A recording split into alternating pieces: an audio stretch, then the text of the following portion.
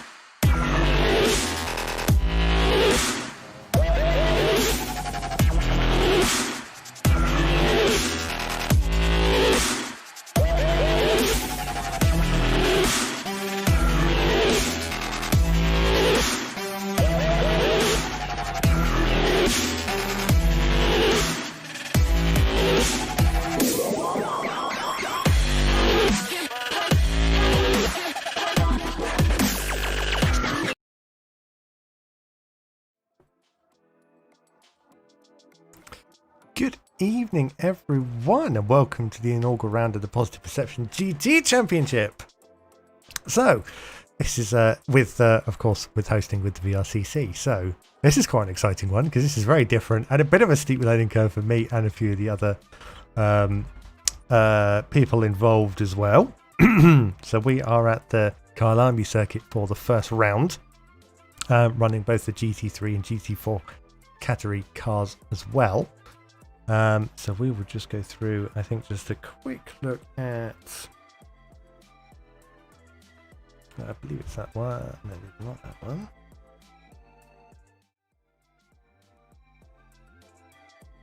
It is going to be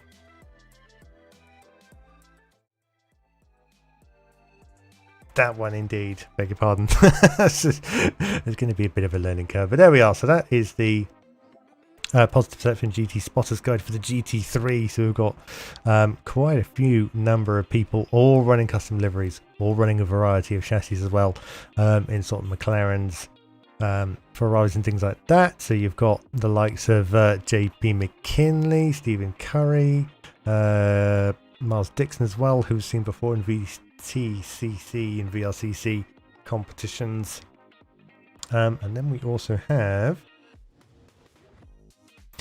the GT4, the sort of the AM class as well, as you can see, with the likes of Adam Bent, Jake Mills and Peter Locke as well.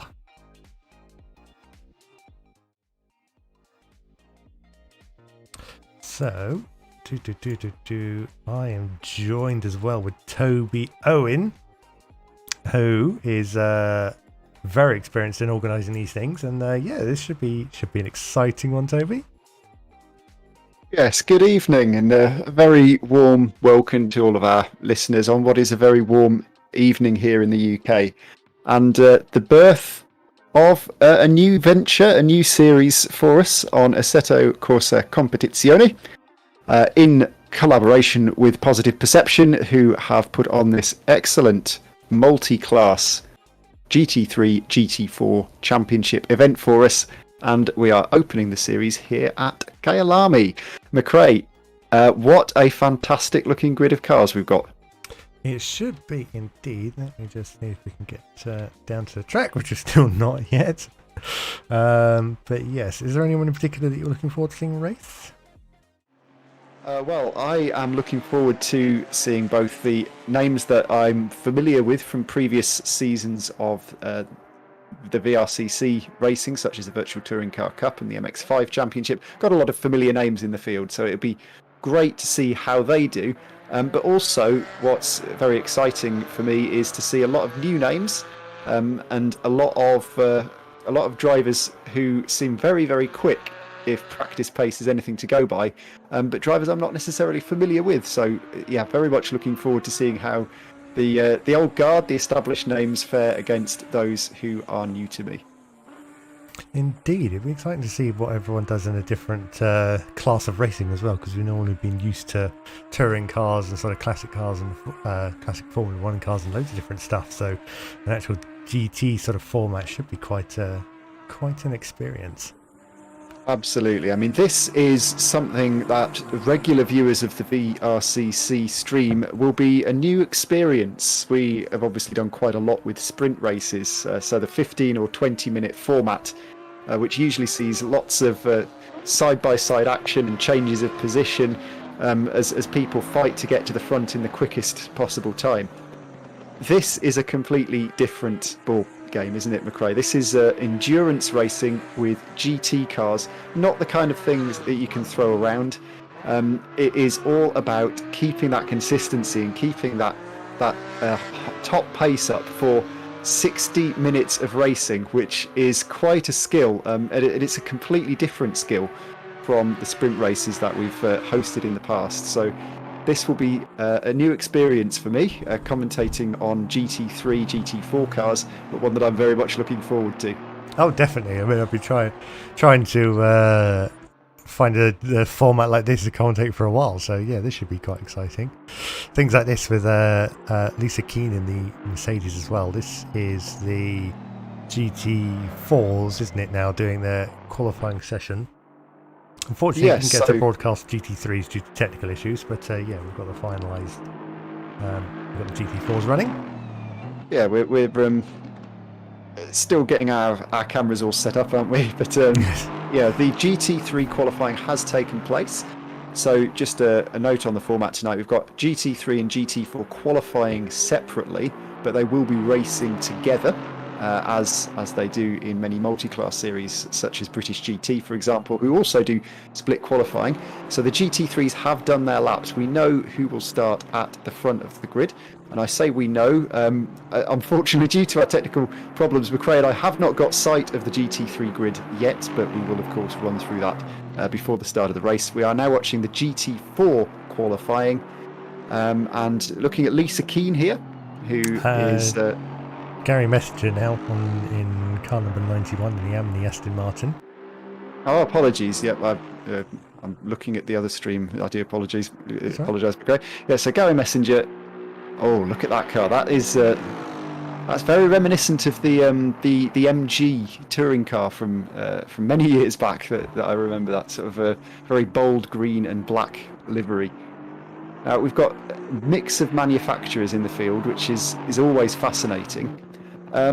From what some of the drivers have been saying, the Porsche and the GT3, which is normally considered one of the quicker GT3 cars, is possibly set to struggle here at Kyalami. Interesting. It's still going to be a rib-engine format car, isn't it, I suppose? So yeah, that could be... Do you know how many Porsches we've got out there at the moment compared to anything else? Or well, I've got the spotter's guide, same as you. So yeah, we've got quite a few mixes. We've got 1, 2, 3, 4, 5, 6 Porsches out there in GT3, and we've got a further 2 out there in GT4, piloted by Richard Pixley and Jake Mills in GT4. There's a good variety of stuff out there, isn't it? Yes, and having had a look, there's not many manufacturers that aren't represented. No. We've even got one of the Alpines in there, but sadly Peter Locke who is a familiar name to VRCC viewers, has not been able to make it tonight. So the number 110 Alpine is sadly not with us on the grid tonight, but we do very much look forward to seeing Peter out in subsequent rounds. I'm interested to see what people can do in the Ferrari chassis as well compared to the Porsche. So it should be it should be good to see it go around. Yes, it's going to be interesting with the GT3s and GT4s, because the GT3 guys have obviously done their qualifying, and they get a little bit of a break now to think back on their laps, take stock, and then get ready for the start of the race. Whereas for GT4, once the qualifying session's over, they really don't have a lot of time to prepare before we are into the race, and they will be starting at the back of the grid. So GT3s will be starting at the front of the field, GT4s at the rear, but they are both standalone championships. They will be scoring separately, and they will both be fighting for wins. So we will do our very best to give coverage to both classes. There are considerably more drivers in the GT3 class than GT4, but personally, McRae, I've got a little bit of a soft spot for the GT4s, the more entry-level motorsport. The good plucky underdogs. Because it's going to make it interesting as well when you've got, I'm sure, multiple cars wide in the track and the GT3s are trying to get round the slightly slower chassis. It makes an interesting format with different paced cars on the same track. Particularly here at Kyalami, which is a very tight and twisty track. Now, everyone in the briefing was given very firm instructions by Mark Raddenberry, who's our series organiser, that when GT3 cars are coming up to lap GT4 cars, there is no right to take the corner line for the GT3 cars. They will have to be patient and make their way around GT4 traffic, which is absolutely correct. You can't expect a car to jump out of the way, but it will cause a few nervous moments, I'm sure, particularly heading into braking zones when you've got a slower GT4 car in front of you, just trying to anticipate where they're going to brake. It's trying to, I guess, juggle so many plates, isn't it? When you've got the car, to control the car, you've got competitors around you, and then trying to work out how to get round slower traffic. It's not an easy task, is it? Absolutely not. Now, I've been sent an update, McRae. I do have the top 6 for our grid for GT3. Good. Just apologies to our viewers at the moment. We don't have the live timing tower up for the GT4 qualifying. We are working to resolve this and hope to have it up in the race. But in the meantime, I can give you our GT3 grid, or the top 6 at the very least. So on pole position, the inaugural pole for this new series is Jonathan Seville in the Ferrari, racing for Pulse Simsport, and he's the only Ferrari in that team, which is very interesting. Okay. Lining up alongside him is Simon Wilkes. Simon, you can just find him on our fantastic spotters guide. Is driving the Aston Martin V8 Vantage, representing Simsport Racing. Now, he was one of the drivers that we were told to keep an eye on, so it's good to see that he's qualified up near the front. Ash Knight is in 3rd on the grid, and alongside him will be Remy Papin. And Remy actually driving the Nissan, the GTR Nismo, so real variety of manufacturers up at the sharp end. One of only 2 Nissans in the field, I think, so that'd be really interesting to see how he gets on. Miles Dixon, another of the Simsport racers, Pulse Simsport racers, lines up in 5th position alongside Paul Lindsay. So that is our top 6. We will, of course, run through the full grid before the start of the race, but that is our top 6 in GT3, and those will be the drivers that will have to brave that first corner first. They are the drivers that will head off into the unknown on that opening lap, McRae. Indeed. It's going to be I'm sure, quite a spectacular first lap as well. It's a rolling start, I believe, as well in the GT chassis. Yes. Rolling system, start. So, yes. Good. It'll be good. So we're just watching Colin Dunn, I think, finish his qualifying lap, which he just is at the moment. Colin Dunn, one of the drivers who will be familiar to our regular viewers in that Dunn Motorsport livery. He has raced with a number of different teams in the VTCC. This is the first time we've seen him in his natural colours, if you like, in the Dunn Motorsport colours. Oh no, I tell a lie. We did see him in the Clio Cup out in this car, didn't we? So Very, very different machinery, but the same livery as adorned that little Renault Clio from the 90s. And we have a live timing tower just as qualifying comes to an end. Fantastic. Hopefully, if it stays. Hopefully, if it's doesn't quite want to behave as it should. So we're just trying to think of it. Bear with us. We'll be back in a moment.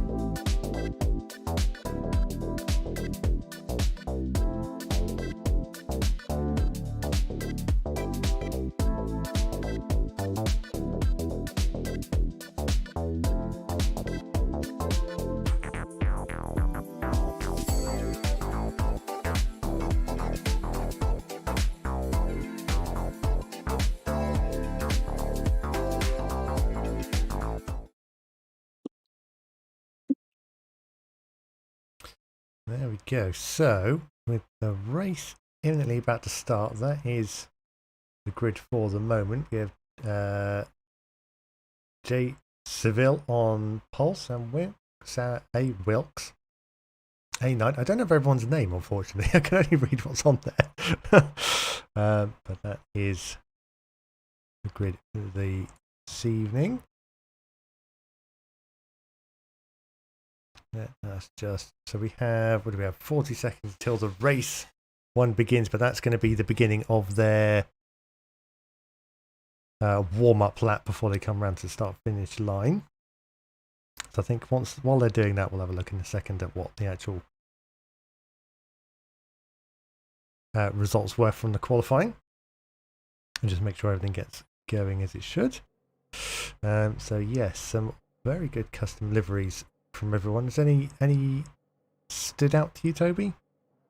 Well, we've seen Mark posting a couple on his Positive Perception website, which have sort of really caught the eye. I think there's one of the Porsches is bedecked in the 1991 Jordan Formula One livery, the classic sort of blue and green 7-Up livery, which is very striking, and I'm sure that's going to be a popular one as the series goes on. And there's a couple of Golf liveries in there as well. Always good to see a Golf livery on a GT car. What about yourself, McRae? Any that particularly stand out for you? There was a couple of sort of blue-themed ones that popped out. Let's see if I can try and find them through the running order. Let's see, Arnoud Streeter. We'll try and remember to get his name right once again. Ryan Reese in the practice session was quite a spectacular livery as well. Watching him, I think he was posting some very quick times, so he's dropped down the order during qualifying a little bit. It's quite a snake of cars, isn't it? This is absolutely fantastic to see such a full grid of cars, and you know, as good as all of these liveries are, there's not going to be enough time to give focus on everyone in this race, so we will see how many we can cover. But yeah, absolutely fantastic grid. And that's a spectacular one, isn't it, on the car 2 in front? Who is that? That is which one? Beg your pardon, which one are we that's looking at? Stephen Carey in the Ferrari. Oh, there you go. Yes, that sort of almost on fire livery, isn't it, with the elements of the British cross in there. No, that is good. I think the one other person I was going to look at hasn't actually made it, unfortunately. And that, I believe, was Paul Lindsay, actually, I think, in one of the Porsche cars. I don't think he's made it in the order. But that was a very anime-themed livery, similar to one I made in... I believe Paul Lindsay is on the grid. Is he? He was certainly there in qualifying. It was quite a striking livery. Could be... No. Oh no, that's Rob Jackson was in the pits there.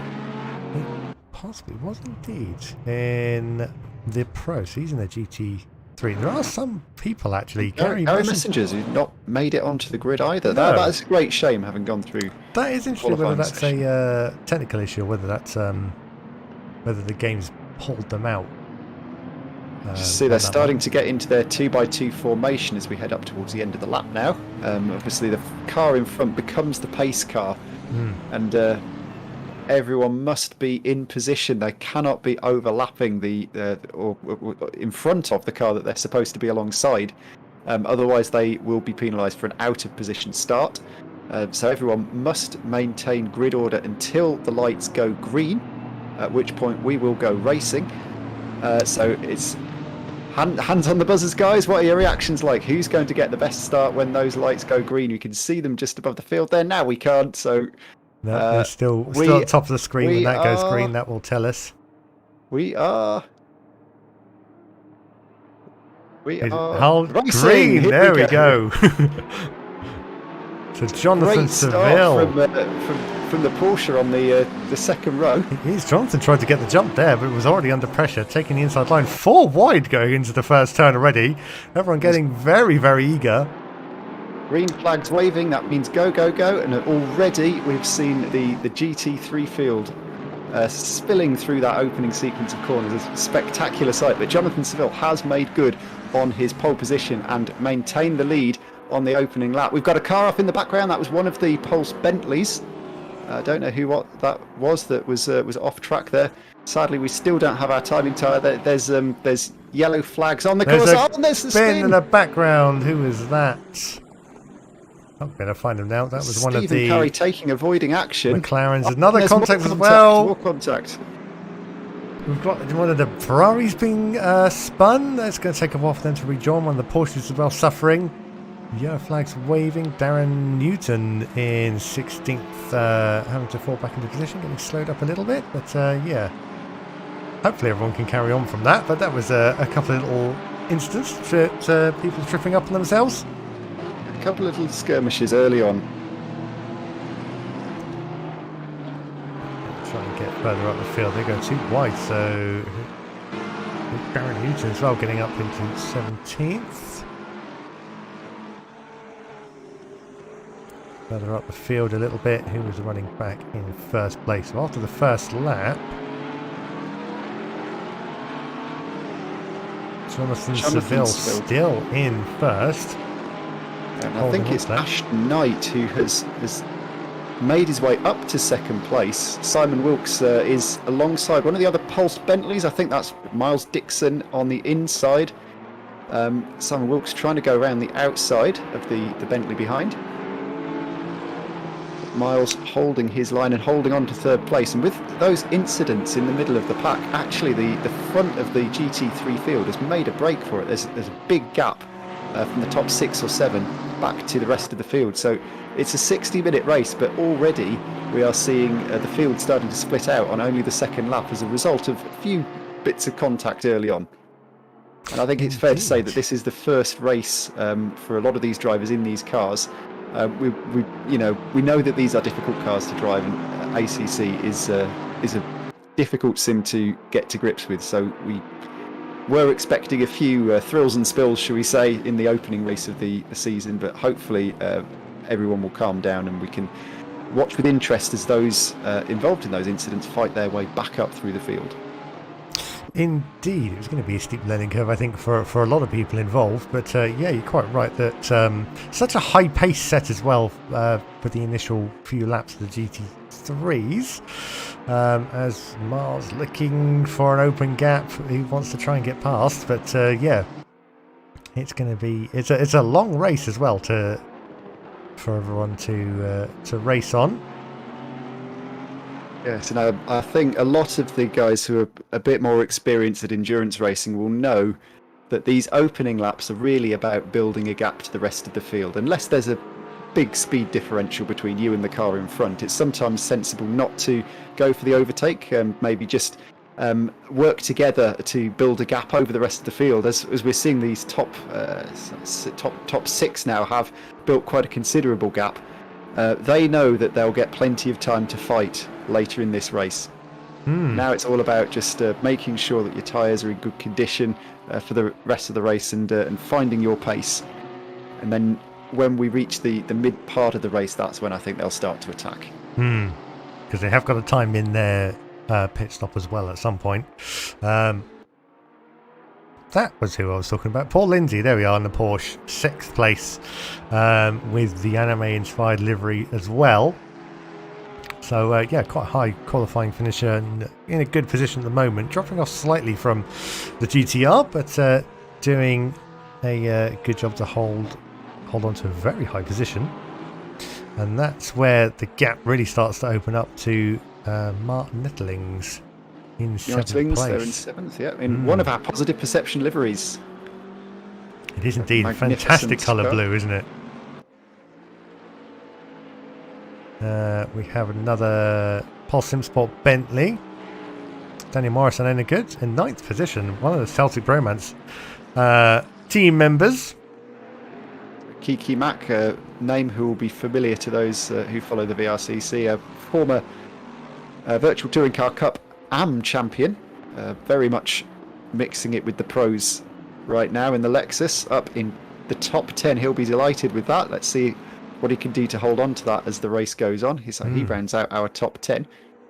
It does indeed. Starting to be under pressure a little bit from Alistair Baldwin, who's also racing for Celtic Bromance. There's going to be a team orders fall into place there between the two. Yeah. Celtic Bromance, I think across the whole field, we've got about 100 cars in this series. They've all seen the performance gain from just being part of that team, so they feel like, yes. Quite a few rally round the Celtic Bromance banner, and why not? So just spanning back through the field, Callum McGough is once again for Celtic Bromance, as you can see, not sporting the same livery. There is no teams championship in this series, which is why they're not running the same liveries. They're all sort of banded together, but they are ultimately running as independent drivers. Now here is a battle shaping up. Alistair Pollock in the Porsche being pursued doggedly by Darren Newton. Darren Newton, yes. Who's behind them as well? Andy Benton looking to try and get into that battle as well. Falling back a little bit, but it's Porsche versus McLaren. Massive bump in the middle. There's McLaren's diving up the inside as he outbrakes himself. He has indeed. The Porsche undercuts and gets the position back. Goes for the cutback, yeah. And that's slowed them both up, so that's going to bring... I've forgotten who it was who's behind them in the Lexus. Andy Benton, Andy Benton Motorsports.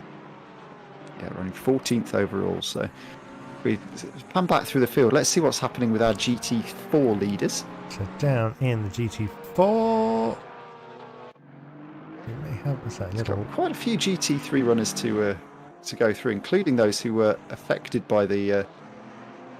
So we have, currently I think there's a battle between Colin Dunn and, who's that behind him in the BMW? That's Mark Bunbury, the series organiser, of course. It is. So him and Colin both have helped organise it and are now battling on track.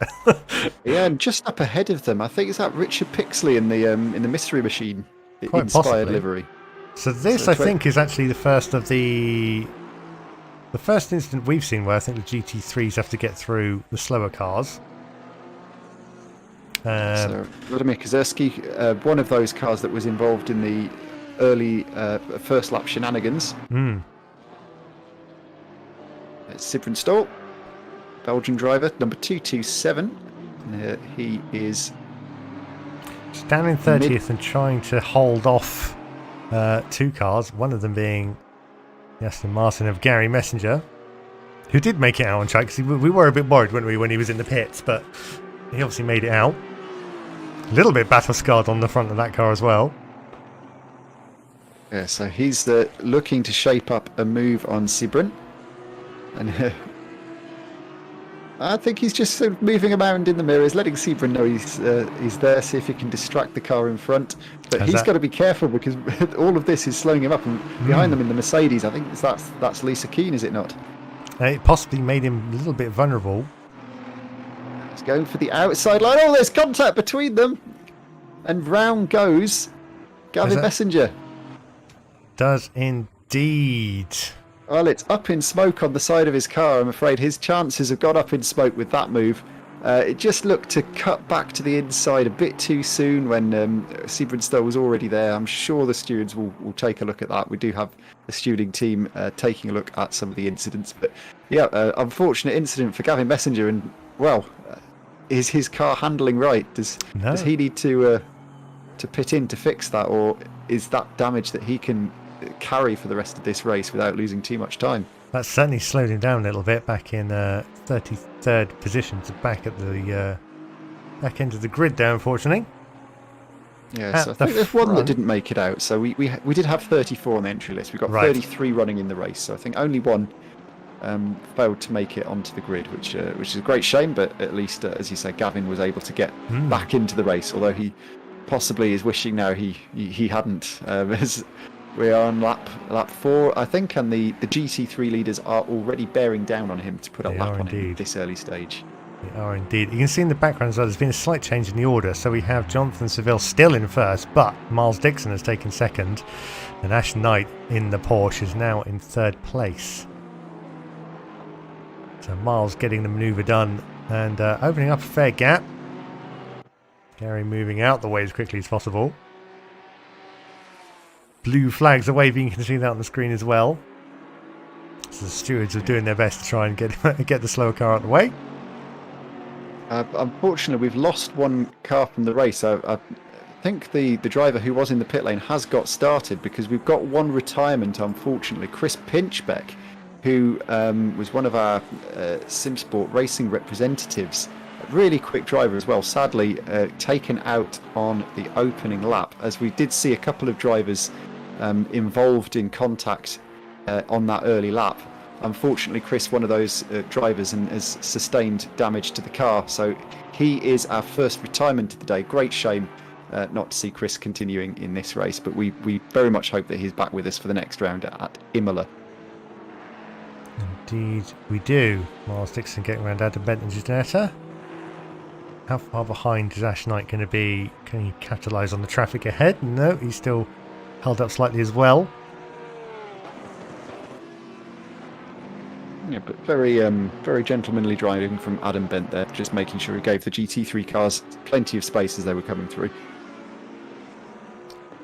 He was indeed. Simon Wilkes down in 4th at the moment. That looked a little bit scrappy. Who is that? That is the Audi of Roman. Yeah, Yes, struggling a bit.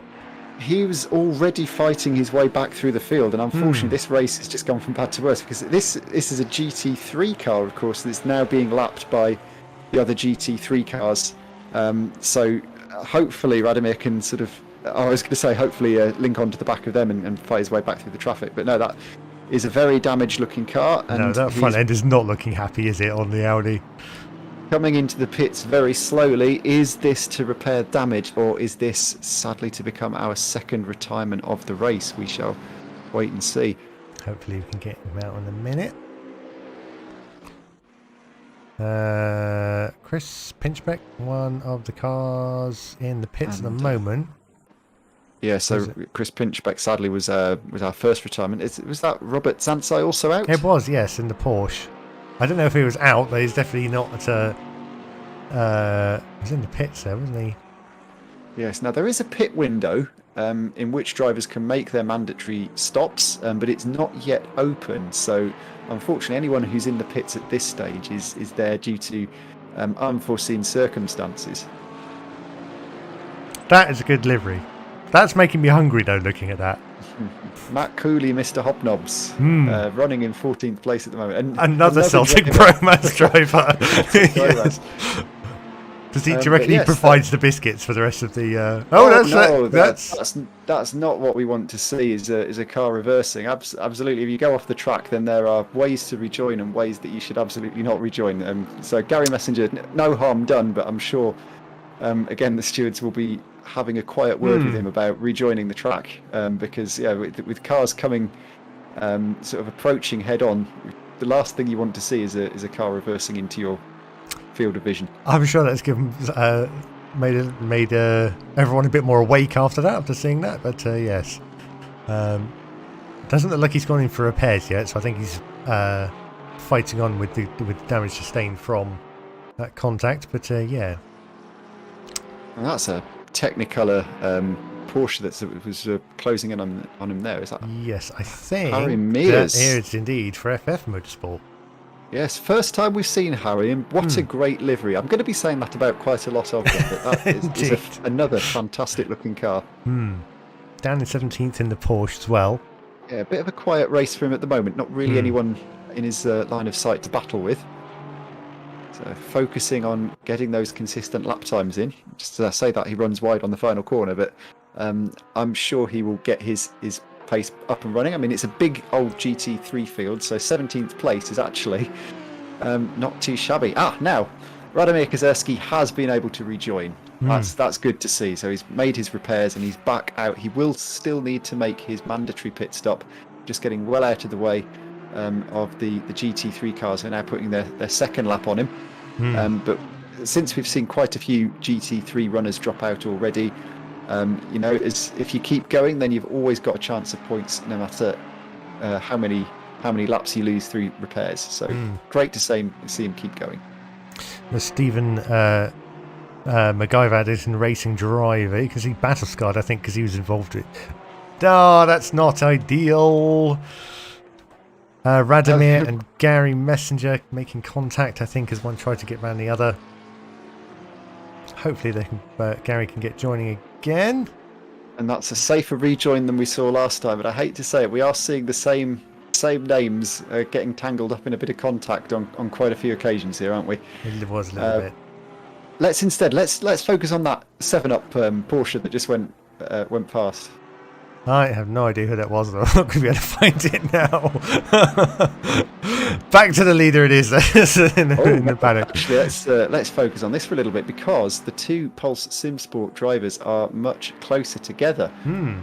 So Jonathan Seville still leads the way, but he's got his teammate Miles Dixon now a lot closer than he has been before, and they have very definitely dropped the cars in 3rd and 4th position. So the two Pulse SimSport guys now starting to have a little bit of their own battle for the lead of the race.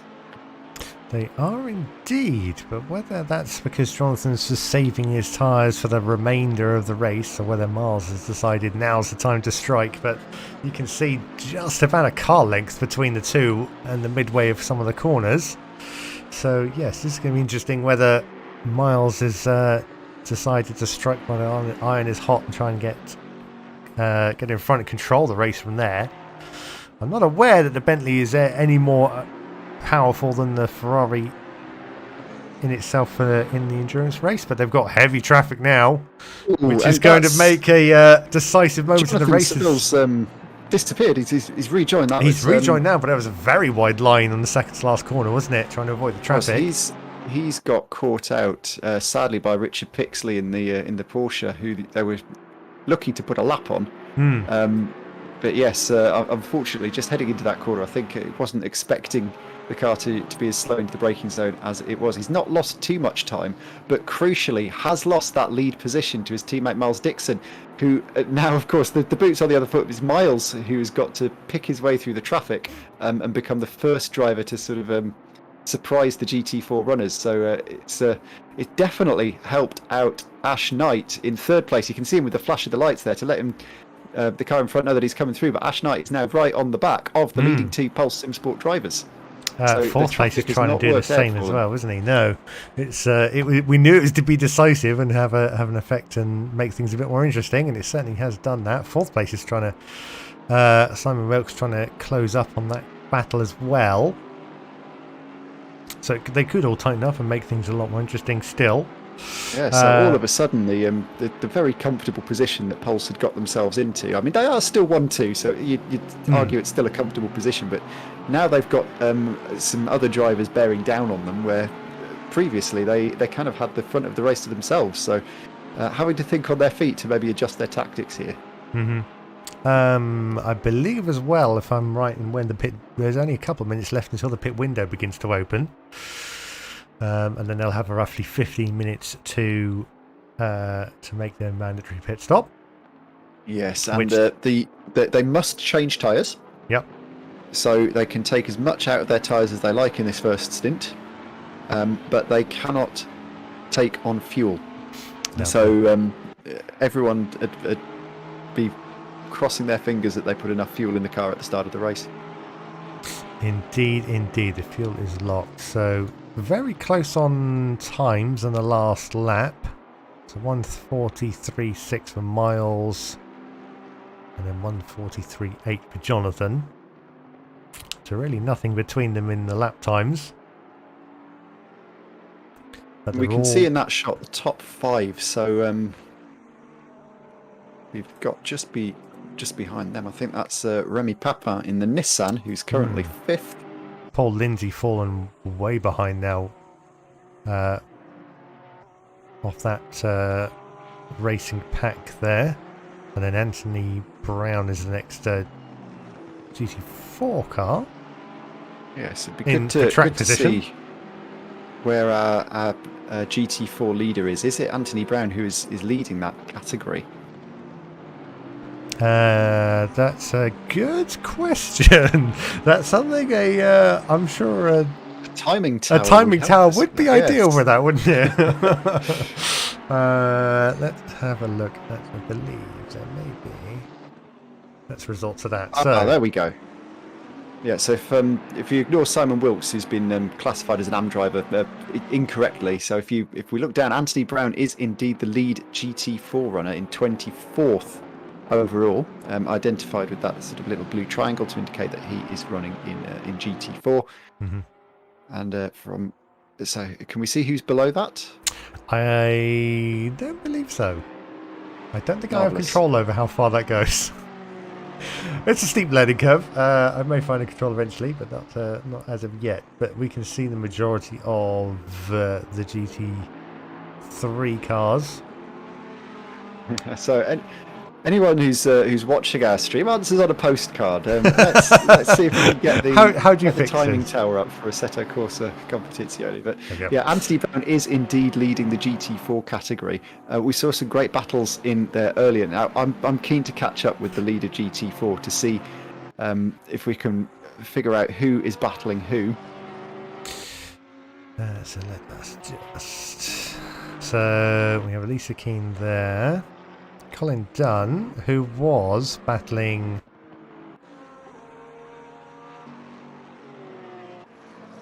the inaugural...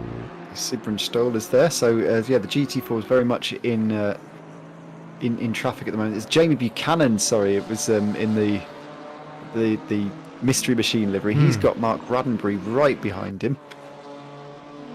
And that is a battle for position in GT4, the two BMWs.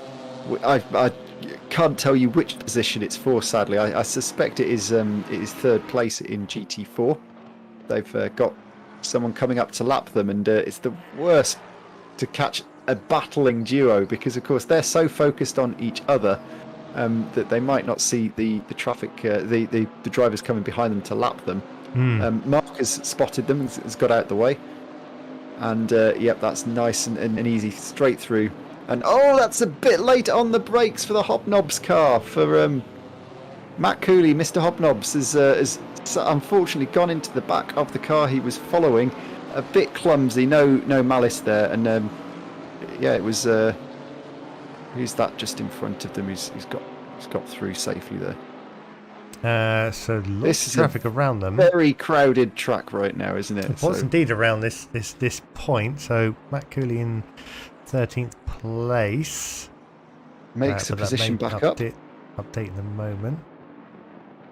I believe the car he struck actually got further up the field because that's the wrong way. That was Alistair Baldwin that he hit, if I'm not mistaken. So he's got all the way up to 11th. Yeah, getting away with it. But that's thankfully that's worked out for it's two teammates technically.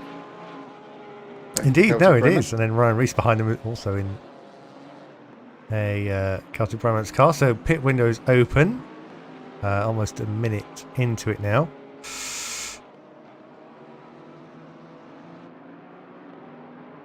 Now, I did see one car exiting the pits, but that was Gavin Messenger, so not entirely inconceivable that he was pitting for damage. So we may yet see him back in the pits, but yet the pit window is open, I believe. We've got 15 minutes for cars to come in and make their mandatory stops. I suspect a number of drivers will be trying to push this first stint as far as they can to leave them with the freshest possible tyres for the second stint. But obviously a lot of their decisions will be influenced by traffic. Andy Beaton under immense pressure from the Hobnobs car, Matt Cooley as well. They're trying to get around, trying to find an open gap. Car 421, I think, wanting to get round before his pit stop, possibly. Dives down the inside late on the brakes and gets the manoeuvre done very cleanly. Yeah, and Benton just cutting back across the nose of the following car, Ryan Reese, there to prevent him from... and we have Alistair Baldwin is in the pit, so he is choosing now at the front of that queue to make his pit stop. He was indeed. I think there's a few other people. So that is the leader as well, it looks like, in the pits. That's Daniel Morris. Daniel Morris. I see. Similar looking. One of the almost identical Bolts cars. So Amin Deregi, I must get that right, in my number 42 car. So he's taking your number, isn't he? Always support the number 42 cars in a race. So he emerges back onto the track, and Jonathan Seville, our erstwhile leader, must have been in for a pit stop, and that he is going to be inwardly groaning looking at that traffic that he's come out in after his pit stop. That is the last thing he wanted to see. So at a time when he wants to be putting in the hot laps, he has got a face full of GT3 and GT4 cars to try and navigate. Absolute nightmare. All fighting his position, so it's getting very crowded as well. Ryan Reese getting round the Lexus Vanny Benton once again, so they must have swapped places once more. And so they are now battling for position, aren't they? So all of that is slowing up Jonathan Seville. So this is a golden opportunity for Miles Dixon to make a break, make hay whilst the sun shines here in Kyalami. So they are a little bit mixed up.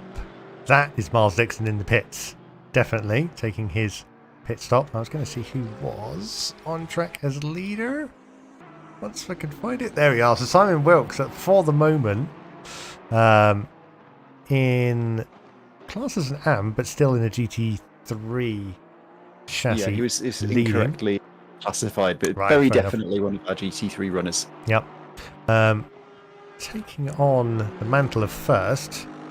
I gather he's still going to take his pit at the moment, but he's got a completely clear track in front of him trying to get in the best time, isn't he? This is absolutely crucial, isn't it? Because the cars that he's battling against, we've seen, are absolutely mired in traffic. So what a golden opportunity. If he can make his tyres last and put in the quick laps now, he's got a really good chance of jumping all of those cars that have found themselves out in traffic after their pit stops. Indeed he does. So on track, but in 32nd position is Radomir.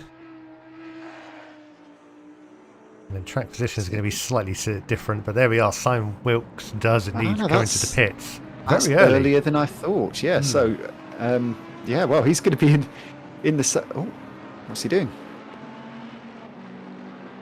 Oh, what's happened here? This doesn't look like it's gone to plan. Has he missed his pit box? Oh, what a disaster for Simon Wilkes. He's going to have to go around again, surely. Has he missed it, or someone using it? That's disaster. What does get going a disaster again. for Simon Wilkes. He's going to rejoin, I think, still in the lead, because obviously he's not done a full pit stop, so he's going to rejoin ahead of those drivers he was chasing. But that is his race that was looking to come to him is unraveling now. I'm sure he is going to have to come into the pits again. How many pit boxes are there? Was it a bit of a... I know in real life I think they have to share a little bit, but I would have thought there'd be enough for everyone to make their stops, but potentially one of the Ferraris may have been in his pit box. Well, we'll have to find out after the race, won't we, whether that was a case of the pit box being occupied, which would surprise me, or whether he unfortunately just missed it. Now, all of this has put Mark Neutelings up into second place. It has indeed. I mean, we've again not had the timing tower, so I don't know whether he has made his pit stop or not. He's certainly got some pace. He's certainly in sight of the leader now as well. Yeah, well, we'll have to wait until after the pit window to work out where everybody fully sits in the order. I think that Porsche is a bit out of place. That's not the actual third place car. No, that's I mean, in third place. Simon Wilkes, what does he do now? We'll stick with Simon just to see if he does have to come in on the next lap, because if he needed to change his tyres, there's not going to be much grip left this time around. I think it was a mandatory stop to change the tyres, so the tyres may well last, but yes, he's coming in again. Now let's see, and taking the board out in frustration as he looks to get the maximum angle on this. Does he make it into pit box? There's certainly plenty of space this time. Does he know where his pit box is? He almost looks like a driver who's turned off the motorway junction too early and is... And he's done the second time through, and that's dropped him down to second now as well. So again, more issues for Simon, not able to actually fulfill his pit stop. This does. There were a couple of other gaming platforms. I think this does happen as well. So it's not very rare, but not uncommon for, unfortunately, technical issue to cause him to go around again. But that's such a shame, because he was in such a good position to command the race, and just stuck with having to go through a second time. That is Matt Cooley. That's off. So fighting for position very aggressively with the other Bentleys, and that's found his way onto the grass. So that one, very strange incident there. Yeah. I have to say that the first time I sort of played Assetto Corsa, so not ACC, but its younger brother, I hadn't set my pit stops up correctly. So when I came into the pits to repair some damage, which I picked up in my first race, I didn't know what the protocol was. I didn't know whether I had to come to a halt, whether I'd sort of be, the AI would take over. So I ended up missing my pit stop. I can't imagine that's happened to Simon Wilkes. He's a very experienced sim racer, so you'd expect that he'd know the drill, so to speak. So yeah, I'm mystified as to why he's not been able to to make his stop. Hopefully we can catch up with him post-race. But what does this leave our running order as now, McCrae? 'Cause I think the pit window is still open. It's still open for another 6 or so minutes. We have Ash Knight in third at the moment. Simon Wilkes in second place for the third time now, trying to get a pit stop done. And he does look like... Well, he's in the right lane this time. He is indeed. And it looks like he can get it done. Yeah, well, we cross all our fingers, but of course this is going to drop him well down the order now because this is his third trip through the pits. And he's already down to 6th now already. We had Miles Dixon was fairly close to passing him. Now look at that. That is for position. So we said about Jonathan Seville having that nightmare line of traffic. He's been jumped by Remy Papin, who was down in 5th place. So Seville's dropped from 2nd down to 5th in the pit stops. And bear in mind that one of those cars was Simon Wilkes, who is also out of the picture. So he's dropped a long way. Who have we got? We'll try and find in the lead. There we go. So Mark Nettlings is still in the lead of the race, but yet to stop, I believe. Potentially, I would have thought with this pace. In second place is Ash Knight now in the Porsche. Yeah, so he's obviously done better out of those pit stops than the Sim Sport guys. But there is Miles Dixon in third, so not too far back. He is not, no. And then we have Remy Papin in fourth, and then Jonathan Seville in fifth. And there was a bit of a gap then, wasn't there? So back in 6th place, who have we got? It's still Paul Lindsay, but yes, he's a fair way back from the top 5. He's still a good position. Yes, absolutely. So Mark Raddenbury, who ran the series, he's come in for his pit stop, and whilst his car was stationary, he managed to drop me a quick message just to say, very scrappy opening few laps. Yes, I think we'd agree with that. I think just a little bit. I think everyone's very excited to race GTs. So yeah, there's a few little scraps going on, but well after good. Those first few laps, we have seen everyone has been driving exemplary in this race. With the exception of a couple of bits of clumsy contact, we've not really seen anything that looks out of place, have we? Not particularly, no. Ryan Reese down in 9th. So it looks like Simon Wilkes got the pit stop done, but has fallen down into 8th place. Oh, that looks like a big battle there. Just behind Kiki Mack. So that was Alistair Baldwin in 12th with... Oh no, that's Anu is a lap down. Slightly out of place, and then Harry Mears in that fantastic car. He's working his way up slowly, quietly, isn't he? He's got Baldwin in his sights now. Baldwin, who puts a lap on Arnaud Strichet. No, Arnaud's still ahead. I think Arnaud is trying to unlap himself slightly, try to up his pace a little bit. Down in 21st, trying to hold on to 11th place of Alistair Baldwin. One of the GT4 cars panicking slightly in the inner. Came right out of the pits. That's Sebring Stoll. He's still running, still looking good. A little bit. That is Arnaud. That is a little bit weird. Rubbing wheels there a little bit, aren't they? As Arnaud under pressure from the GT4 Sebring as well now. But I'm sure with that extra grunt in the Ferrari, he'll be able to get away. There is Andy Benton. He's chasing down Harry Mears. So it's dropped a little bit back in the pit stops. Alistair Pollock just behind him is a lap down. So the following car is Anthony Brown, who's up to 23rd now. He's doing a magnificent job leading the GT4 class. Is ahead of some of the GT3s at this stage. I wonder if he's been into the pits here. I'm not entirely sure. A good team name though, old guys rule.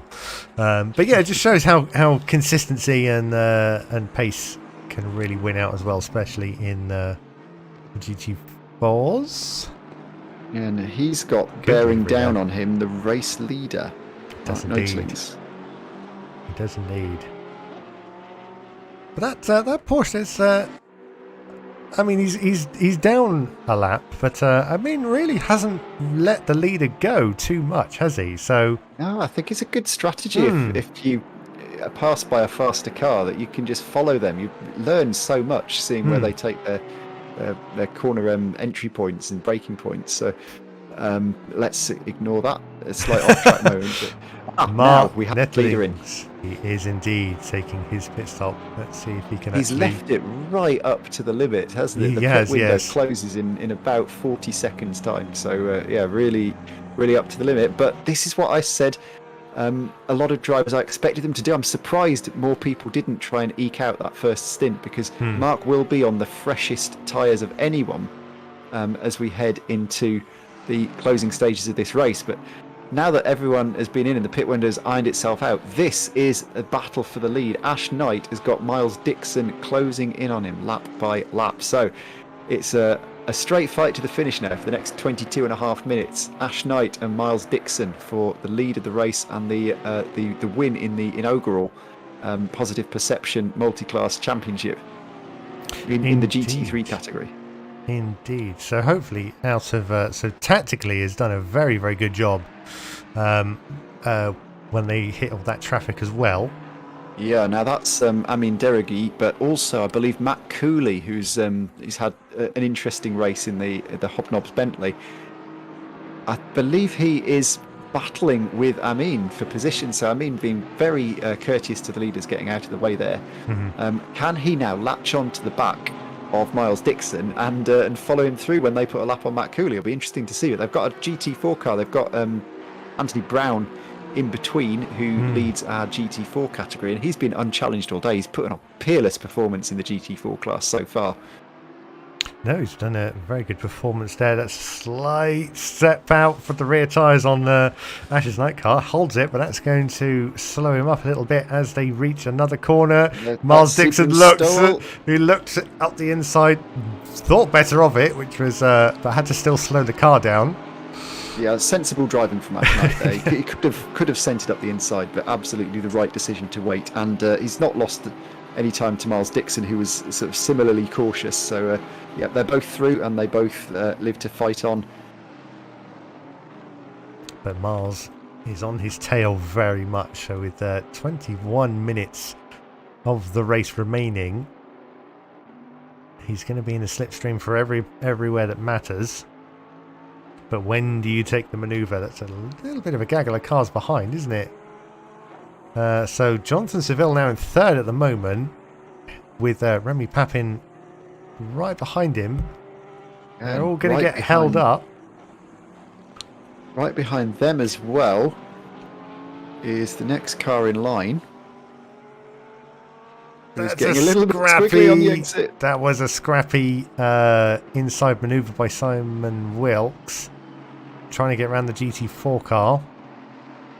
Got away with it just about, but it wasn't. It was a bit of an aggressive manoeuvre.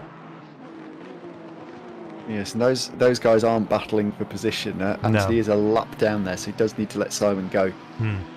So two very hot battles happening, first and second, and then or for first place and then third place. But Jonathan trying to hold off the GTR.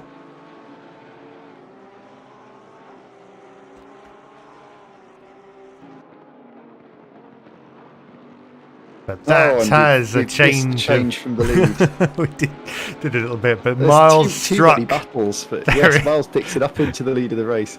Can't look at all 30 cars at a time. Yes, he would. He would have been in the slipstream. He was looking for a moment to strike, wasn't he? And he got it done. Starting to open up the gap ever so slightly over at Ash Knight, unless more traffic will force Miles' hand and allow Ash to get round him again. So the battle still could continue for 20 minutes. Oh, I've no doubt. And look who's in the slipstream now. And that is a much better car that's much better suited to the slipstream than the cumbersome Bentley. An so the outside Porsche manoeuvre make possibly. it round there, but yeah, not quite. The slipstream is going to benefit that Porsche much more than the Bentley, because the Bentley is cutting a big old hole in the air, and it is not the most aerodynamic of the GT3 cars. So Ash Knight's not done yet, I'm sure. He is not. It's a very good battle between the two. Ahead of them on track is Matt Cooley, who is running a bit slower and hopping off Bentley. Still up in 14th though, so still having a decent run. You know, this is even though he's going a lap down, this is still, he'll be happy with his performance. Well, he'll certainly be happy with position. I know he's been off the track a couple of times. He'll probably not be too happy with that, but yeah, it's still a decent position up in 14th.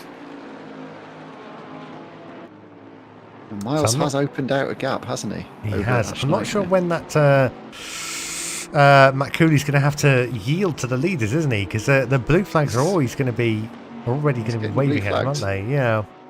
He would argue, as all racing drivers would, that he's not holding them up, and he's not. You know, as soon as they get within range, though, and he's at risk of holding them up, I'm sure he will jump out of the way. But I think he was keen to put a lap on Lisa Keane as well. Remember, he's battling through the field after some early race issues as well. So yeah, he's fighting his own race, although I'm sure he will get out of the leader's way when the time is right. But I want to keep an eye on Jonathan Saville, actually, because he's gapped the cars behind them in third place now, and he is really putting some quick laps in.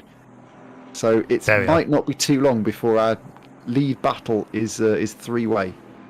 Has he got enough time? 17 minutes he has, you know. Jonathan Saville could yet put himself back in contention for the win here, particularly if Dixon and Knight continue battling. So his last lap was a 1:42. If you compare that to he's a half second. So yeah, nearly a half a second quicker, isn't he? As now the leaders get round Matt Cooley. So they are past the slower Bentley now, and Miles, with a clear air in front of him, has started to really open up that gap over Ash. But he said Jonathan Saville in the Ferrari Pulse Sim Sport car, really putting the Lisa times down. Keane's gone well wide in the background. I did see that. I can't find him on the timing screen. I think once he's off the track, he's completely lost from view, but hopefully he can rejoin fairly safely.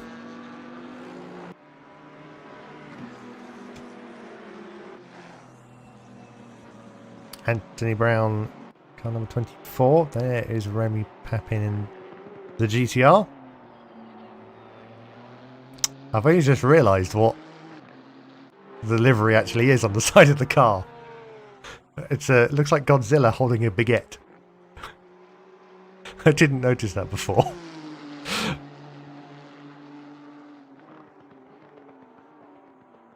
Yeah, some very creative liveries out there at such range.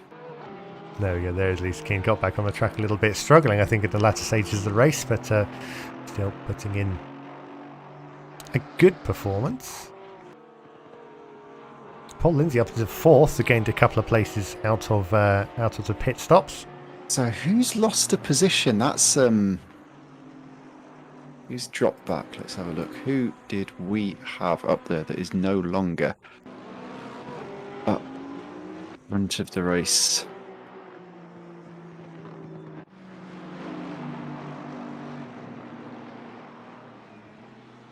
I'm not sure. We saw Mark Neutlings come into the pits, didn't we? We saw Simon Wilkes have some issues with his pit stops. So yeah, maybe we've just lost a few of the front runners. Commentator cursed there on Peter Phillips as we saw a massive tank slapper from the 7-Up car as he just gets it straightened up. Didn't take anyone else out, so that's a good little moment from him. Yeah, I have to say that's one of my favourite liveries on the grid of a cast of very good-looking cars. Oh dear. I bet. Hang on, where's my mouse? We will. Go away.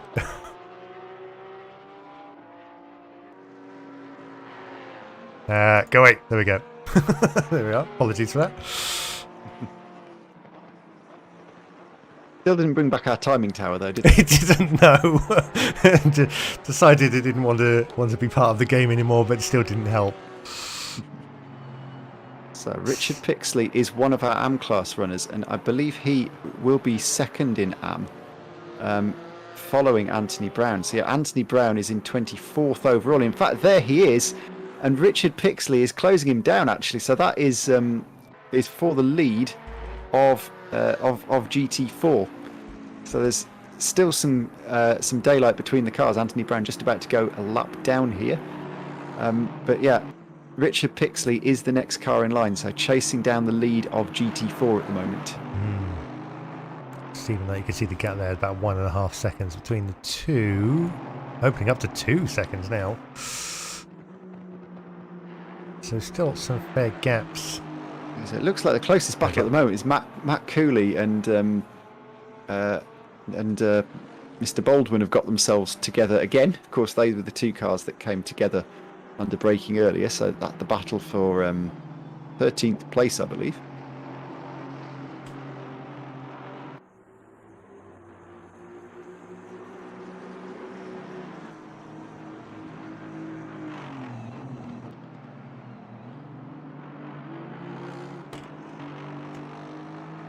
Vice Ericsson in 18th there, AGR Motorsports.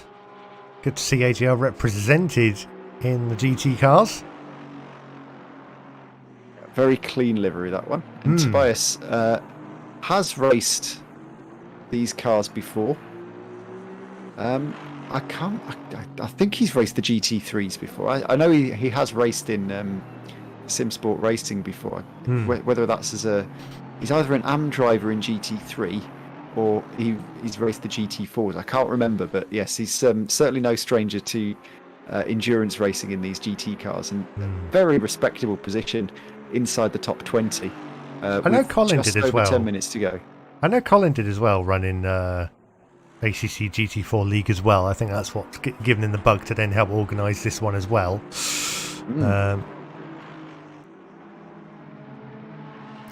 Very battle-scarred Ferrari, Stephen McIver in 17th. Yeah, should we just do a run up through the order actually, see where we get. Let's see if it's going to be slightly out of order the way. Unfortunately, I have to go through it. Yeah, but so Miles Dixon is in first. He's back in the lead of the race and has gapped Ash Knight now. So as he goes well wide in that boat of a Bentley. Is that? That's Mark Raddenberry's coming behind to put a lap on, isn't it? So Miles Dixon puts another lap on the GT4 runner. And if you look in the background behind Arnaud Strichet's Ferrari there, you just see the Porsche of Ash Knight in second place. And he's got a car between himself and Jonathan Seville as well. So all of the top three can see each other, but Seville's charge has been blunted slightly. He's not got quite as close to the back of Ash Knight as I expected him to by this stage. But the top three, I think, are now the cars that are in contention for the win here. We've got just behind them Remy Papin and Paul Lindsay. Somewhere there we are. Paul Lindsay, there he is, and just behind him, is Remy Papin, the next car in line. So they are fourth and fifth, but not quite in sight of the leaders. So I do feel that they are battling to be the best of the non-podium finishers at this point in the race. Ada Bent and Ginetta, Colin Dunn in the McLaren. And then the other striking SimSport, Daniel Morris Bentley in 6th as well. Yeah, so 3 of the Pulse SimSport drivers in the top 6 at the moment. They'll be very satisfied with that. And you have to go quite some way back to 7th to Mark Neutlings, our one-time leader, who really made the pit stops work for him. He's got himself into 7th. It's a big ask to get any higher than that, but I think he's now got a great chance of a 7th place finish. He doesn't look like he's being challenged for that.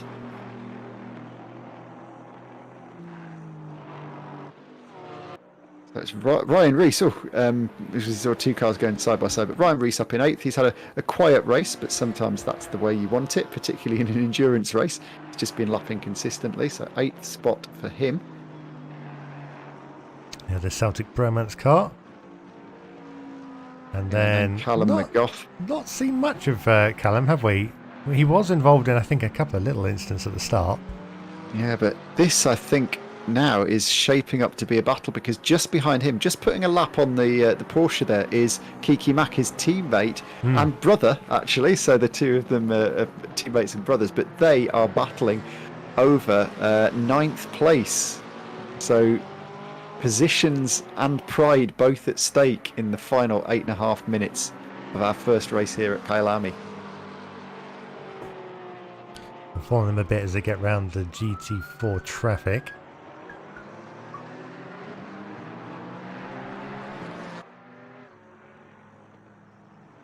GT4, they're cutting him.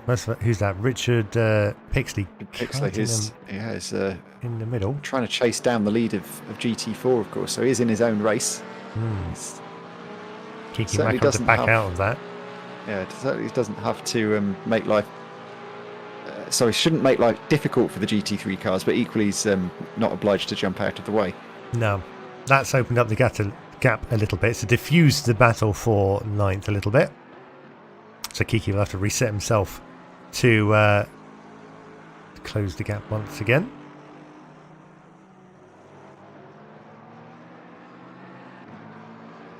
So Harry Mears in 11th. He's working his way up slowly but surely, isn't he? He's probably eyeing up those two Celtic Bromance drivers down the road. If Harry can get a top 10 out of this, I think he'll be thoroughly satisfied. He's just been edging his way up the order since the opening lap. So yeah, looking good at the moment in 11th place, but just there, it's the tantalisingly within reach is a top 10 finish if he can catch and pass at least one of those Celtic Bromance drivers. Only 7 minutes left in this race. This is the business end. He's got a little bit of way to go. Stephen Curry, the other Celtic Bromance driver, in 20th. Alistair Baldwin in 12th. And there's Miles Dixon. Back round again to Miles, who lapping nearly, not quite, it's about half a second quicker at the moment than his competitor. So very comfortable in that boat of a Bentley GT car. Yes, well, I said it right at the top, didn't I? It's about consistency, and Miles has done plenty of these endurance races. He knows the formula. It's about delivering not necessarily the quickest lap time over a single lap, but staying within a couple of tenths of your lap time, lap after lap after lap for 60 minutes. Keeping your concentration up is a big ask. And he and the other, to be fair, the top three have all been so close all race. They've all taken turns leading the race, and so it's a very worthy podium if this is how they finish. But I do feel that Miles has just had the legs on certainly Ash Knight in second place, and was not gifted the lead, because that does him a disservice. But the problems that his teammate Jonathan Seville had in the pit stops, where he came out behind that massive queue of cars, have certainly made life a bit easier for Miles. So just thinking about it with that particular car, how big that car is. Looking at the rest of the calendar, which I'm sorry to say I didn't particularly run through at the beginning of the show, but next week we are at Imola as well, which is going to be arguably a bit of a bigger, quicker track, isn't it, for something like the Bentley to race around and try and hold off its competitors. But yes, that's next week, and then it's Silverstone, Spa, Nürburgring, and Misano after 6 weeks of racing. That should be quite a good one as well. It should be quite suited to the Bentley. Yes, I think they're all fairly well balanced, aren't they, these cars? Obviously, different tracks will suit different cars. Always Miles gets a bit too much curb. That's the first real mistake I think we've seen from him all race. He's been very consistent. Hasn't cost him too much time. Didn't it? It's quite a big sausage curb he hit, isn't it? Yeah, a little warning about track limits for that, as he's approaching a gaggle of cars who are all trying to lap each other. 4 minutes left in this race. Can Jonathan Seville make it a pulse 1-2? He is definitely closing again on Ash Knight. And Ash won't have given up his hopes of victory, but I think he will now be starting to look backwards a little bit more than forwards in the remaining 4 minutes. And then- he will be very nervously trying to navigate this traffic, I'm sure. So two cars to try and two slower cars to try and navigate slightly as they both come up to the next set of turns. I think that's Mr. Pixley as well, isn't it, between the two? Yeah, and that's Lisa Keane, who's actually also a lap behind Richard Pixley. So Richard's trying to get through, and Jonathan is also trying to get through. Is Jonathan just going to part the waves here and drive through the middle of them? He did have to check up a little bit on corner entry. So I think he's probably lost out a little bit to Ash Knight there. But both of them getting through relatively unobstructed through that traffic. Luckily, Richard knew he was there, moved out the way, gave him adequate space to get through the middle. With 3 minutes remaining, that's hindered his charge for the moment. Simon Wilkes there was momentarily leading, but now down into 13th. I wonder whether he's had a few unfortunate incidents. Obviously, three laps around the pitch probably didn't help, but yeah. Paul Lindsay there. Yes. Yeah, with Remy Papin behind him. Those two have been pretty close all race, haven't they? But Paul in that anime flavoured livery has done really well. Qualified at top 6. I think he had a bit of a bad start, or maybe got tangled up a bit, dropped down the order, but has worked his way back up into 4th place. Very satisfying day's work at the office. So good pace and consistency from Mr. Lindsay. We are hoping to talk to the top 3 in both classes at the end of this race, and McRae, we need to establish who is running 3rd in GT4, because I believe it's Anthony Brown who is leading at the moment, and Richard Pixley in 2nd. We need to establish who is running 3rd in GT4. Apologies once again for our timing issues, that we're not able to display the timing tower for you. Let's have a little look quickly. So we have, so it's Anthony Brown and then whoever is. Oh, sorry, just as you cut away there, Miles Dixon and Peter Phillips have come together, and that's the leader of the race. The leader of the race has spun, and Ash Knight is through into the lead of the race. What a nightmare for Miles Dixon. Within sight of the flag, he gets tangled up with Peter Phillips whilst trying to put a lap on him, and Miles Dixon is down to 3rd, having done everything right in this race. So he does indeed. So what a stroke of luck for Jonathan and Ash. And Ash is so far ahead now, it's going to be hard to really mess that up, but not impossible. No, well, that was an incident came completely out of the blue, sadly, with lapping traffic there for Miles Dixon. So it's not over till it's over. We crossed the line with 50 seconds to go, so this will be the final last lap. Yes.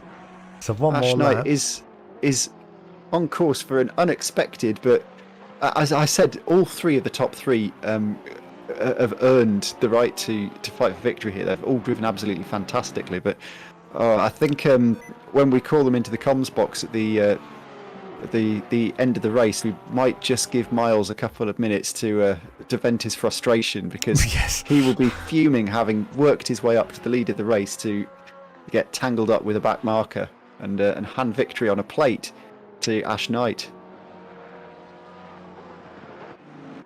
So where is Miles? Miles still held up with traffic as well, but will most likely hold on to 3rd as the clock reaches 0. Yeah, so we are now on the final lap, and in the sort of the final stretch now for Ash Knight. He's got traffic to negotiate, but that's Colin Dunn. Colin will see him coming and lets him through. So, as he heads back down the hill on the run towards the end of the lap now.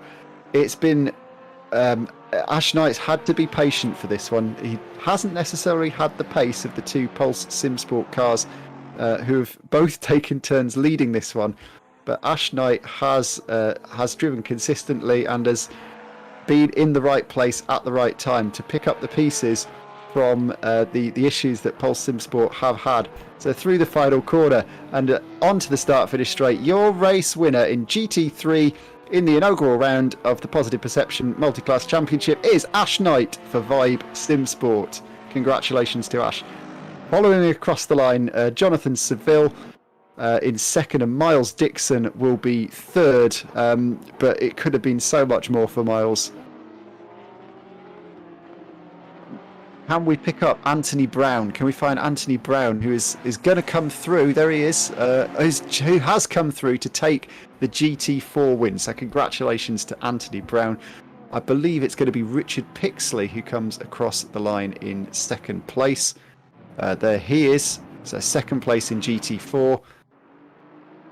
And let's see if we can work out who crossed the line next. We might have to I believe it should tell us at the end. I think it may tell us at the end, but there is. But rest assured, ladies and gentlemen, we will get our timing tower working for next week, and we will be able to give you the full picture. Hopefully, we've been able to fill in the gaps as best we can today. But yes, just to summarise, your GT3 winner was Ash Knight, and your GT4 winner Anthony Brown.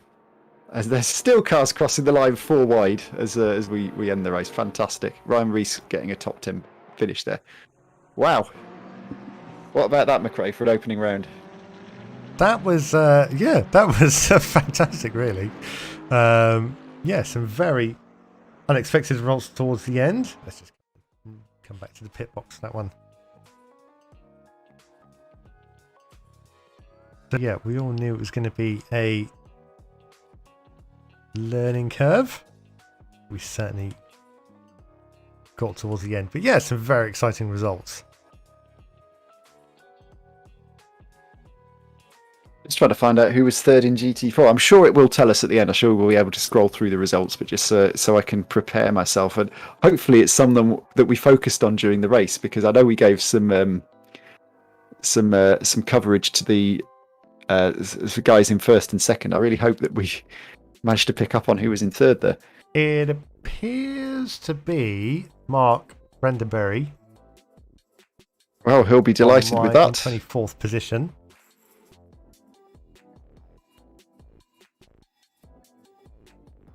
And Donuts in the pit lane for one of the Pulse Sim Sport cars. I think there will be a lot of drivers very happy with their results. Unfortunately, we did lose some drivers during the course of the race. Chris Pinchback, we lost Gavin Messenger as well, and one or two others there. But yes, let's see if we can have a chat with our race winners.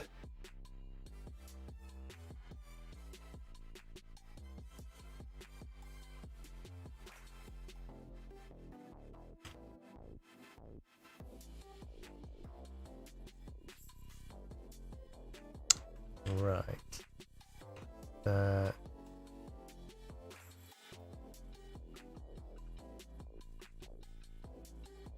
Just bear with us, ladies and gentlemen, while we can get everyone across that we need to. I think in the moment, let's just very briefly just go through what next week beholds. As mentioned briefly, that was round 1 at Kyalami. Next week on the 22nd is Imola. Then we have Silverstone after that, the 29th, Spa on the 5th, Nürburgring on the 12th, and then Misano on the 19th.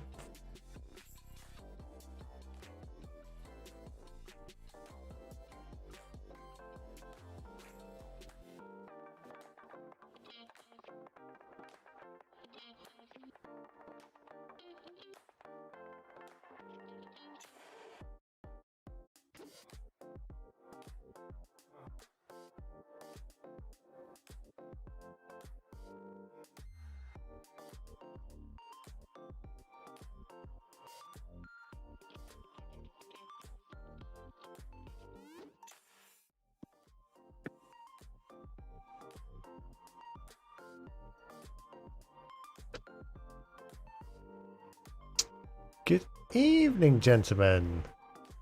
Hello. Hello, Mark. How was that for you? How was that for the first round? I'm not going to say anything about the first lap because I need the stewards to have a look. So a couple of little, possibly some wrists to slap after that one. Yeah, even from where I was in the GT4 grid. Yes, it will be. It will be looked at. But no, once that calmed down, fantastic race. Amazing battling with Jamie Buchanan. I managed to sneak past him and get third, which I'm well happy about. But I just didn't have the legs to catch Rich. It was miles up the road. Fantastic. How was it on the circuit with everyone around it? I'm not familiar. Have you had much experience with running GT3, GT4 races or running in those races? Yeah, so we had one season previous where there wasn't many GT4 cars on the grid, to be honest, but there was a lot of GT3s. So for them, it's traffic management. For us, it's help. What's the stream you can grab? Generally speaking, we're aware of how quick they are. We know where we're going to have to move off the line if we need to. They just have to be patient. And a lot of them were tonight. It was really good. I didn't have any issues with any of the lapping. It was really clear-cut driving from everyone. Fantastic. We have with us Richard as well in the interview room. How are you today, Richard? I'm not too bad, thank you. Good. A bit disappointed with the second, if I'm honest. I thought I might have had first, but a few little incidents, and not the best qualifying. That was not the greatest start. Yes, we saw a couple of incidents on the opening lap. Were you caught up in any of those? So we saw you closing down Ant towards the end of the race, but were you having to come from a bit further back than you would have liked? Yeah, like I said, qualifying didn't go to plan. I was back of the grid. Luckily, I missed everyone on the first lap. I made it all the way up to, I think, to P3. And then it was a chase after Ant, as he had a good first few stints. And that was it, really. And then just had a few incidents with going through traffic, and then traffic coming through me. Just a few little minor incidents. So just unlucky, I believe. Oh, you've taken a podium in your in the first round of this championship, so I guess you'll be aiming for the top step next time round at Imola. Hopefully, I do like Imola. So Rich has won at Imola before, so he'll be the one to beat. Best of luck. Unfortunately, I don't think we've got our race winner. Ant, he should be along. Somebody has commented that he has just popped to the toilet. Of course. Oh, he's on his way in. Yep. So he won't be turned. Here he is. I'll drag him in. And our race winner, Anthony Brown. Congratulations, the inaugural win for this multi-class series in GT4. How was that for you? It was really good fun. Thanks very much for having me on. And thanks very much for congratulating me. It was a good race. It was a bit risky at the start. Midway through the race, I think Mr. Pixley was closing me down. So just had to keep my head down, keep free of mistakes, and get to the end. And it was a good, fun race. Enjoyed it very much. Yeah, we saw you keep your nose clean in the opening laps, and I think that was key, wasn't it? Because you absolutely made a break for it at the start of the race. I didn't get through without damage. I think there was an Audi TT of some description sending one up the inside that took us both out. Only a gentle rub, but 3 seconds of damage in the pits, which I didn't repair. So ran without the whole race, and it proved to be the right choice. No, indeed, the tactics certainly worked out in the end for that one. Was it a bit of a surprise to find yourself where you were at the end? Yes, very much so. I thought there were going to be some... Well, there are some quick old balls there, so yeah, very happy with that. No, as you should be. It's a fantastic result. Thanks. So yeah, Excellent. Congratulations. Congratulations to all, and good luck in the next round for our GT4 contingent, and hopefully we'll get a few more joining you on the grid for the next round as well. Excellent stuff. Thanks very much, guys. Yep, thank you. Bye. Congrats to Ant and Mark as well. Thank you, boys. Cheers. Okay, let's see if we can get our GT3 contingent into comms box.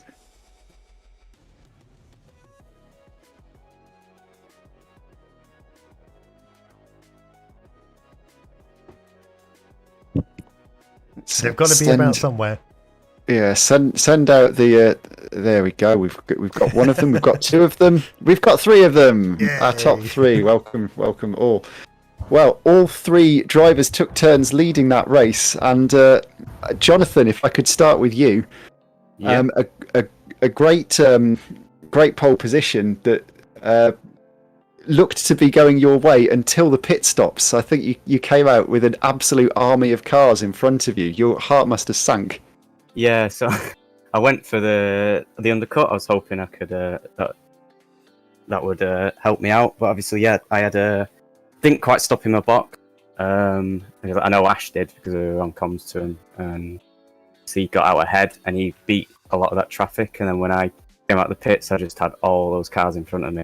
So it was just, oh, for God's sake, now the undercut's gone. And yeah, so it didn't work out for me there. We saw you fighting back into third place, which obviously became second on the penultimate lap, and Miles will come to you shortly. But that was a great fight back through some of the cars. Did you have any good battles along the way? Yeah, I was just trying to, I don't know, just all focus ahead, and I don't remember much of it, to be honest. Focused on catching Ash and Miles. Yeah, I managed to, well, not quite get up to them, but obviously Ash had that incident. No, sorry, Miles had that incident, so that was one position back. Couldn't quite catch Ash though. It certainly looked like the three of you were on similar pace, and that bodes really well heading into the rest of the season. Are you with us for the full campaign? Are you looking at a potential championship challenge here? I will be missing some because of another league, fortunately, but I'll be doing as many as I can. Oh, well, in that case, we wish you the best of luck in getting that win later in the season. Thanks, Jonathan. Thank you. So, Miles, I'm going to come to you next, if that's okay. I don't know if you're able to hear me. I can see you on push to talk, but wow, you did everything right in that one. So gutting to see you lose the lead in the penultimate lap. Just talk us through it. Well, I was coming up to lapping the back marker, and the GT4 at the same time, but wrong place. Miles, hello. Have we got you? Can you hear me? I can hear him. All right, just me. Should I repeat that? Or? No. We've got it on stream, so I mean the stream can hear Toby talking and Miles talking, so it's just Toby. I do apologise. Yeah, just wrong place at the wrong time. To be fair, but I guess it happened.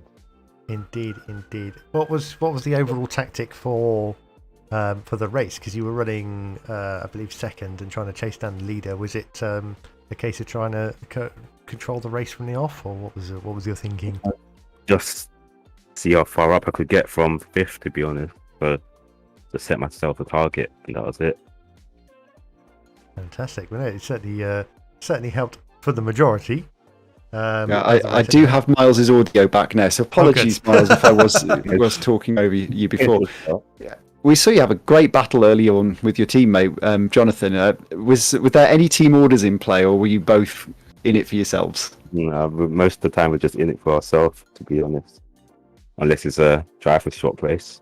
It looked great on the stream to see the battle, which I think you won out in. But yeah, a real shame to see you lose the win, but great to see you on the podium nonetheless. Very well deserved, and good luck for the rest of the season.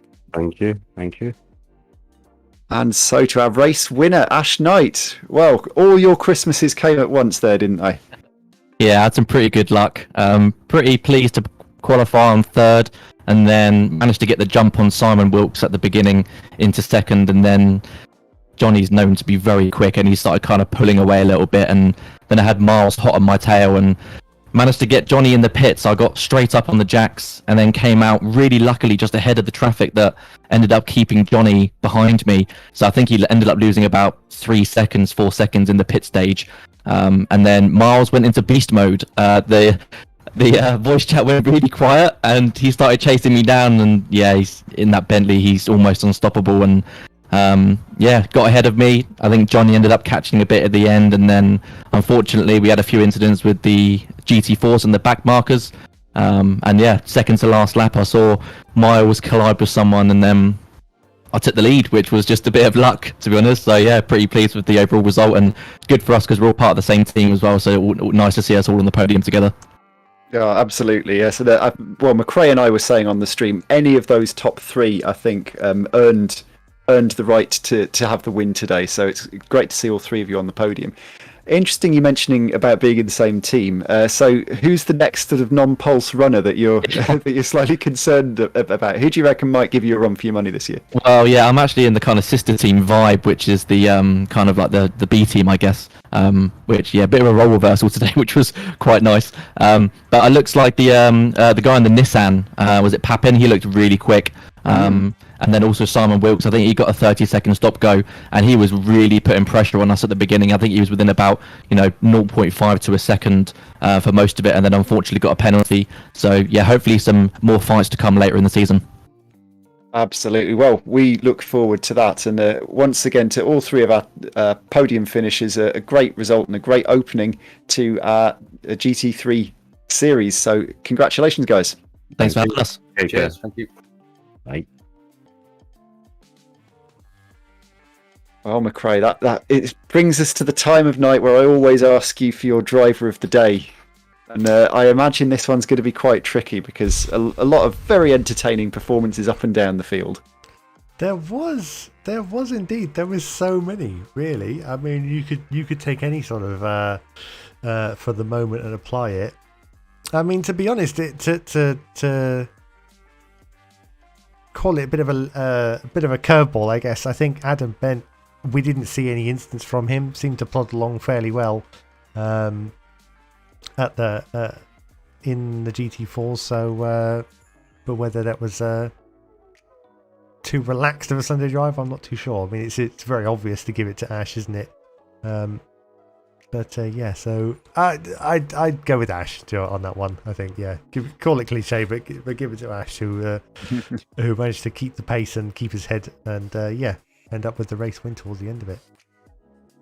Yeah, I think I'm very tempted to go GT4, because of the dominant performance that Anthony Brown put in.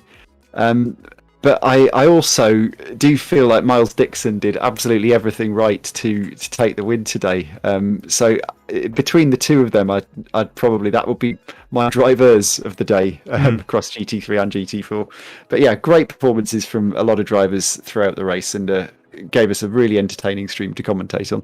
Very much, yes. I just picked up on what I think Ash said towards the end with Simon having to stop go as well.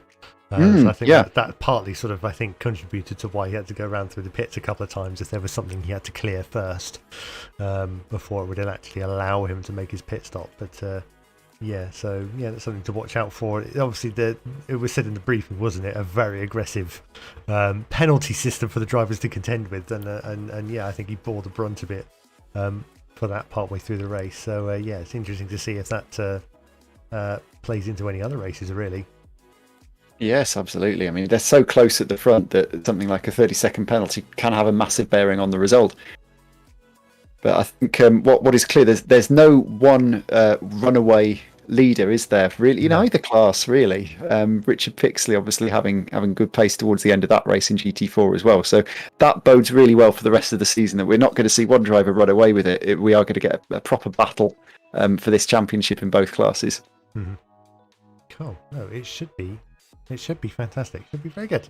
Yes, so that is going to be all from this evening, I think. Thank you very much, Toby, for joining me. Oh, thank you for having me, and it's been a pleasure and a great series to be involved in. So yeah, if you're looking for something to do on a Thursday night, then please do consider us for the next 5 weeks. We are here commentating and broadcasting on the Positive Perception GT3 GT4 league. Hopefully next time with a timing tower. Yes, and potentially a different commentator, but we'll see. We'll see. So yes, no, thank you very much, and good night, Toby. Thank you. So yes, just a little bit of housekeeping to round out the evening, ladies and gentlemen. As I mentioned before as well, and we'll mention yet again next week on the 22nd of July is the Imola round. As you can see, no pit stops for that one, so it's going to be a straight race for the contenders. So do join us next week for that. We'll also update you on any sort of resolutions from protests and things like that, if any of the order changes. But yes, I will apologise once again for the slight technical issues we've had without Timing Tower being a bit clunky, trying to swap between perspectives of the cars. It is a new experience for most of the team of the VRCC, but hopefully one that will be involved in a lot more. So I hope you've enjoyed this evening's festivities. Give the video a like and subscribe to the channel for more live broadcasts. And yeah, hopefully we'll see you next week. And yeah, have a very good evening.